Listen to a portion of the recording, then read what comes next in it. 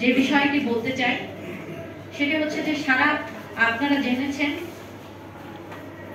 বছরের পর বছর ধরে দশকের পর দশক ধরে ফিলিস্তিন রাষ্ট্রের উপর নৃশংসভাবে হামলা চালানো হয়েছে। গত 2 বছর আপনারা দেখেছেন কি নৃশংসভাবে গাজায় হামলা চালানো হয়েছে।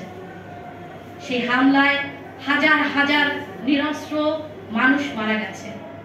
তার প্রতিবাদে সারা পৃথিবীতে এই লড়াই সংগ্রাম চলছে। স্বাধীন ফিলিস্তিন রাষ্ট্র ঘোষণার দাবিতে লড়াই চলছে।